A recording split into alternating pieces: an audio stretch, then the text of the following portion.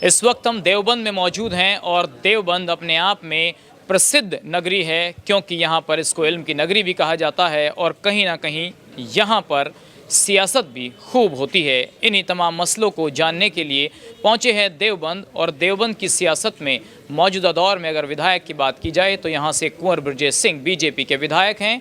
इससे पहले यहाँ पर माविया अली विधायक थे, जब कांग्रेस से वो विधायक चुने गए थे, और उससे पहले राजेंद्र सिंह राणा यहाँ से विधायक थे। समाजवादी की सरकार में मंत्री भी रह चुके हैं और एक बार फिर देवबंद का चुनावी माहौल जो है वो गर्म होने वाला है, क्योंकि 2022 का विधानसभा चुनाव जल्द ही होगा। इन्हीं तमाम मसलों को लेकर बात करेंगे कि इस बार देवबंद का मुस्लिम किसको प्राथमिकता देगा। योगी जी विकास की बात करते हैं और मुस्लिम कह रहा है कि इस बार समाजवादी की ओर उनका रुझान है। क्या वाकई में समाजवादी को चुना जाएगा या फिर योगी के विकास को तवज्जो दी जाएगी? इन्हीं मसलों पर बात करेंगे। हमारे साथ कुछ यहाँ पर मुस्लिम समाज के लोग जुड़ चुके हैं। आप बताइए, क्या नाम है आपका? नदीम सिद्दीकी। नदीम सिद्दीकी जी, इस बार मुस्लिमों की पहली पसंद कौन है? समाजवादी पार्टी। ऐसा क्यों? क्योंकि उसके दौर में सबका विकास हुआ, सबका साथ हुआ, और मौजूदा जो सरकार है इसने विकास किया तो, लेकिन महंगाई को भी इतना ही बढ़ावा दिया, जिसकी वजह से गरीब जनता बहुत परेशान है। सरकार कह रही है कि महंगाई तो जो है, जनसंख्या बढ़ रही है तो लगे महंगाई भी बढ़ रही है, उसको कंट्रोल करने की कोशिश लगातार जारी है, लेकिन आपको योगी जी का विकास पसंद नहीं आ रहा? नहीं, विकास अलग चीज़ हो गई। विकास तो हर सरकार ने किया। कौन सी सरकार ऐसी जिसने आज तक विकास ना किया हो? 70 साल में जो कुछ हुआ है कांग्रेस ने बनाया। उसके बाद अखिलेश यादव जब यूपी के पहली मर्तबा मुख्यमंत्री बने तो उन्होंने बहुत विकास किया, लेकिन महंगाई सबसे ज़्यादा जो गरीब जनता को सता रही। सिर्फ महंगाई मुद्दा है? क्या मुद्दा है विधानसभा में? आप जब वोट देने जाएंगे तो किस मुद्दे को ध्यान में रखेंगे? पहले नंबर पे महंगाई होगी, शिक्षा का होगा, बेरोजगारी है, ये सारे चीज़ों को देखते हुए। चलिए, आपको क्या लगता है 2022 में किसकी सरकार आएगी? 2022 में भैया जी की सरकार बननी, भाईजान अखिलेश भाई की। ऐसा क्यों? ऐसा यह है कि उनका चेहरा बहुत बड़ा है, उन्होंने विकास कराया, विकास के दम पे सरकार बनाएंगे। और परेशान है योगी सरकार से पब्लिक। क्या परेशानी हो रही है इस सरकार? ज़्यादा परेशानी है सर। किसी भी चीज़ को आप टॉपिक बना लीजिए, जैसे कि बेरोज़गारी ले लीजिए आप, सबसे बड़ी। ये विकास कराया इन्होंने, ठीक है, मगर बेरोज़गारी पे कोई फ़र्क नहीं पड़ा है। बेरोज़गारी अपनी जगह है। बहुत से लोग ये कह रहे हैं कि काबिलियत होनी चाहिए, रोज़गार की थोड़ी कमी है। क्या करते हैं आप? मैं तो सर वेल्डर हूँ। तो आपको रोज़गार मिला कि नहीं मिला? परेशान हूँ सर। क्यों? रोज़गार है नहीं। गेट वेल्डिंग कराने नहीं आ रहे लोग, ग्रिल नहीं बनवा रहे, मकान नहीं बन रहे। फैक्ट्री में जितनी भी नौकरियां थी सब जनरल हो गई, अब नौकरियां खत्म हो गई सर। तो सरकार ने खत्म किया है? सरकार ने खत्म किया है सर। सरकार को क्या मिलेगा रोजगार? कोरोना में देख लो सर, क्या हाल किया। सर कोरोना को सरकार ने थोड़ी लाया। नहीं लाया नहीं, लेकिन आप देखिए गंगा में किस तरह से लाशें बह रही थी, कंधा देने वाला नहीं था कोई भी, किस तरह से आड़तियों को वो क्या, ऑक्सीजन नहीं था। तो ये तमाम मसले हैं जो आप समाजवादी को वोट दें। चुनाव में लगी रही गवर्नमेंट और तवज्जो नहीं दी, ना सेंटर ने दी, ना क्या नाम है यूपी ने दी। ये सारे मसले। आपको क्या लगता है किन मुद्दों पर ध्यान में रखकर इस बार मुस्लिम वोट दे रहा है? देखिए, पहली बात तो यह है कि हमारा विकल्प तो इस बार ओवैसी साहब हैं। हम तो इस मुद्दे से अलग हैं बिल्कुल। बहरहाल सबकी अपनी अपनी जहनियत है, कौन कहाँ जाने वाला है, लेकिन इस बार हिंदुस्तान का मुसलमान जो है ओवैसी की तरफ उनका रुझान है। और हम लोग जो है इस बात को लेकर के दूर दराज जा रहे हैं, लोगों में काम कर रहे हैं। और रही बात यह है कि देवबंद शहर में, देवबंद विधानसभा पर 1,29,000 मुसलमान हैं और तकरीबन ठाकुर जो है 25-26 हज़ार और गुजर वही 30-32 हज़ार के आसपास हैं, इसी के आसपास हैं। तो ये तमाम पार्टियां जो हैं, बसपा ने टिकट दिया है चौधरी साहब को, गुज्जर को टिकट दिया है, और क्या कहते हैं ब्रजेश को, ठाकुर को जो है बीजेपी ने टिकट दिया है।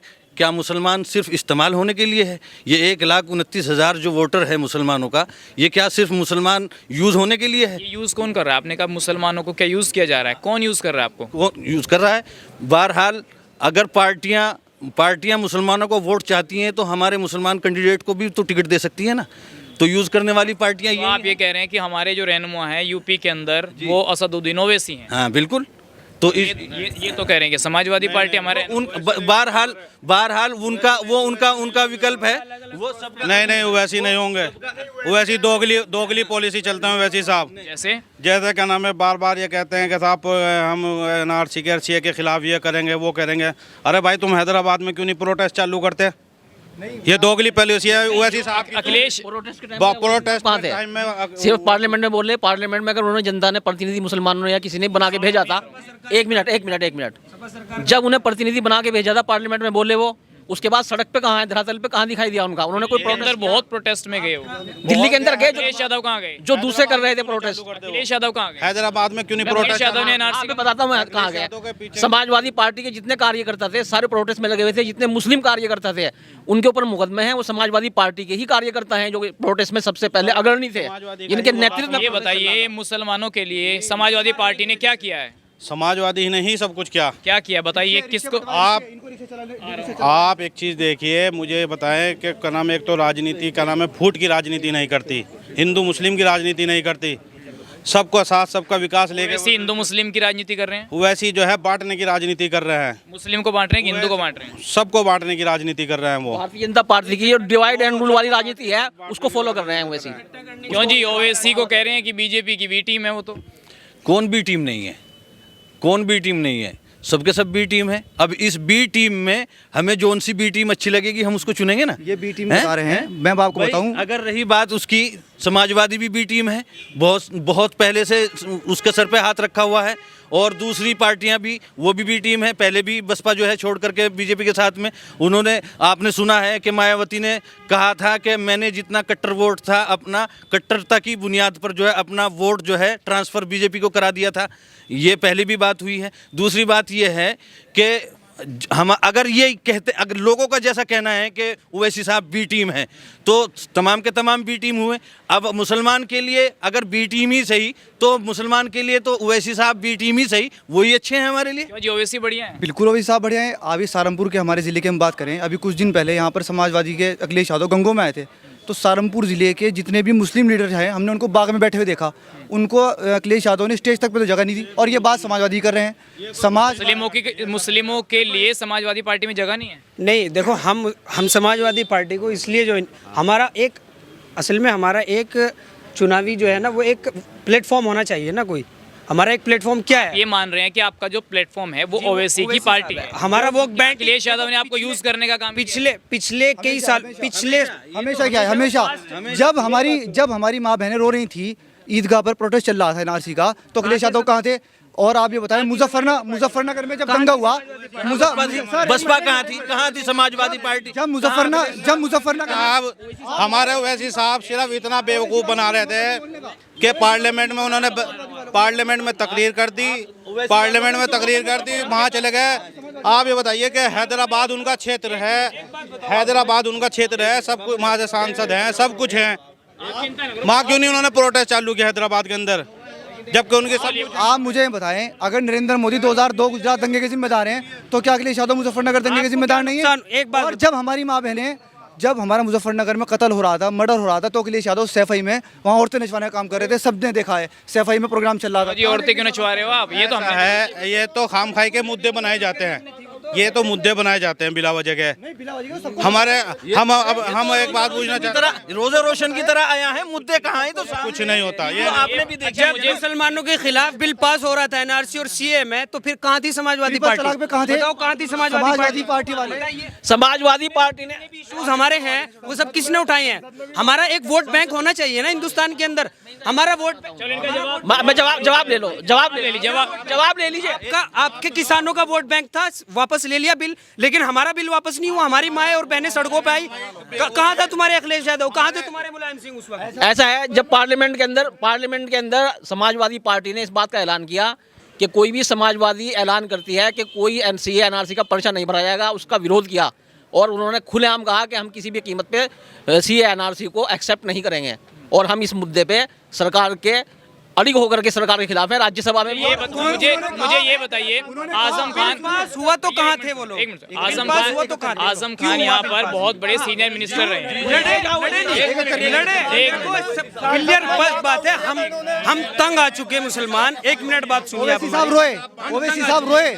देखो, मुसलमानों का सबसे बड़ा जो फैक्टर है, जो मुसलमानों का सबसे बड़ा इशू है, हम एक प्लेटफॉर्म पे नहीं है। हमारा कोई एक सियासी लीडर नहीं है। हमने अपने सियासी लीडर को दिल से चुना है, वो है असदुद्दीन ओवैसी सदर साहब, ओवैसी साहब। देखो हमारे कॉमन इश्यूज, हमारे सोशल इश्यूज और हमारे सियासी इश्यूज जो उठाता है वो उठाता है असदुद्दीन ओवैसी। ये देवबंद के मुस्लिम का कहना है या पूरे यूपी का मुस्लिम ये कह रहा है? देवबंद का कोई मुसलमान नहीं जानेगा। उन्होंने हमारा वोट खराब पार्टियों को बांटने का काम कर रहे हैं, जो सेकुलर काम करते हैं। जो आप बिहार के अंदर जाके देख लो, आज तेजस्वी की सरकार होती, वहाँ भाजपा को लाने का काम है। आपकी सभाएं तो देख ही रहे हैं ना। कुछ नहीं करते समाजवादी ओवैसी साहब, कुछ नहीं करते। अच्छा मेरा सवाल तो सुनो, इधर आओ, थोड़ी जगह बनाओ, प्रोग्राम बढ़िया होगा। आप लोग एक मिनट खड़े रहिए। मुझे ये बताइए, समाजवादी की सरकार में आजम खान मिनिस्टर थे, बहुत सीनियर मिनिस्टर थे। इस बार मुस्लिम ये कह रहा है कि अगर आजम खान बाहर नहीं आए और वो सही से चुनाव में अपनी भूमिका नहीं निभा पाए तो इस बार समाजवादी को वोट नहीं दिया। आजम खान का परिवार जो है, पूरा परिवार का नाम है समाजवादी के साथ खड़ा है। उनकी बहू अब चुनाव लड़ने जा रही, उनकी बहू बढ़ के सब खान जेल में है और वो जिस चीज के मुजरिम है, एक मिनट, अगर वो मुजरिम है, आजम खान साहब मुजरिम है, तो अखिलेश यादव साहब भी बराबर के मुजरिम हैं, तो उनको भी जेल में होना चाहिए था। दोनों साथ बीजेपी वालों का, ओवैसी साहब वालों का वो है, ये ओवैसी साहब वालों का वो कर रखा है। आप मुझे ये बताएं कि जो आजम खान की बात कर रहे हैं, दुबे को इनकाउंटर में मार दिया, किसकी सरकार है? विकास दुबे को जो इनकाउंटर में मारा गया है वो तो मुस्लिम नहीं है।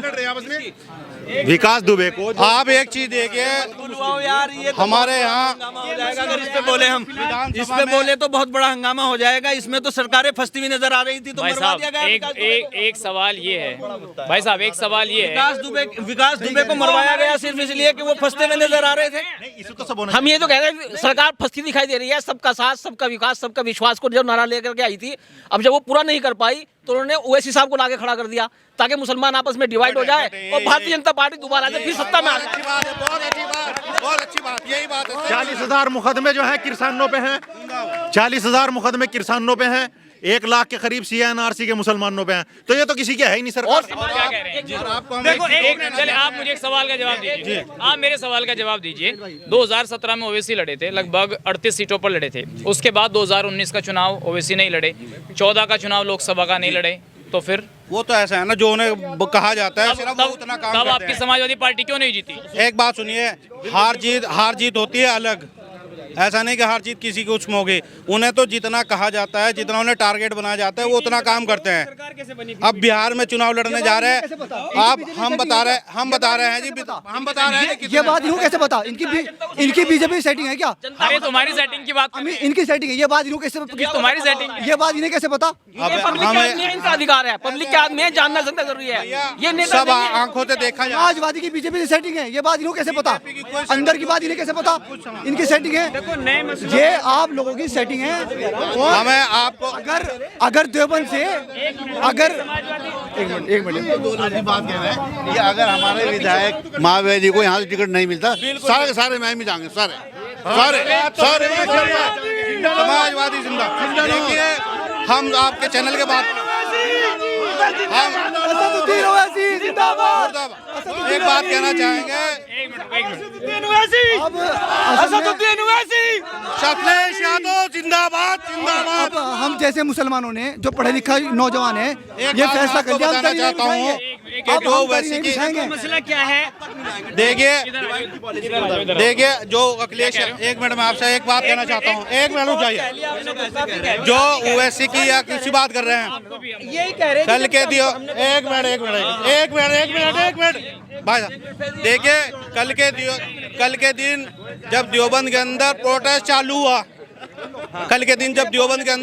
चालू हुआ, समाजवादी का ही नेता माविया अली खड़ा हुआ था। किसी नेता में कोई दम नहीं था कि कोई प्रोटेस्ट चालू हो जाए, जबकि उसे ये पता चल चुका था मुसलमान था, वो इस वजह से हुआ। हाँ, मुसलमान था। लेकिन एक बात और कहना चाहूंगा, उस पे 56 मुकदमे लगे।